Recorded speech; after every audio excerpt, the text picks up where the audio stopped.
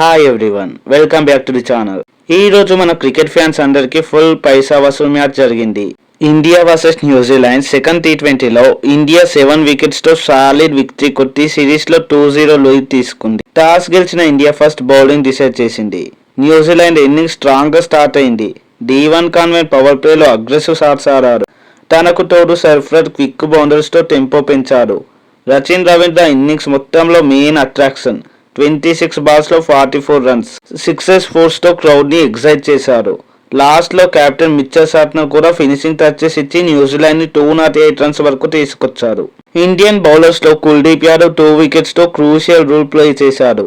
Middle overs లో match ని control లోకి తీసుకొచ్చారు. ఇక 209 టార్గెట్ అంటే ఈజీ కాదు. అబౌవ్ 200 చేజ్ అంటే ప్రెషర్ ఉంటుంది. ఇండియా ఇన్నింగ్స్ లో ఫస్ట్ ఓవర్ లోనే Sanju Samson out. Next ball కి అభిషేక్ శర్మ గోల్డెన్ డక్. అప్పుడు స్టేడియంలో ఒక సైలెంట్ మూమెంట్. కానీ అదే టైంలో ఎంట్రీ ఇచ్చారు ఇషాన్ కిషన్ ఇన్నింగ్స్ అంటే ప్యూర్ ఫైర్. పవర్ ప్లేలో బౌలర్స్ ని ఎక్కడెక్కడికో పంపించారు. 32 బాల్స్ లో 76 రన్స్, స్ట్రైక్ రేట్ వచ్చేసి 237. 6 ఫోర్స్, టైమింగ్ అన్ని కూడా పర్ఫెక్ట్ గా ఉన్నాయి.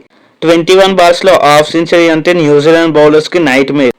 ఇషాన్ అవుట్ అయ్యాక కూడా మూమెంటం తగ్గలేరు. కెప్టెన్ సూర్యకుమార్ యాదవ్ ఇన్నింగ్స్ లో క్లాస్ చూపించారు.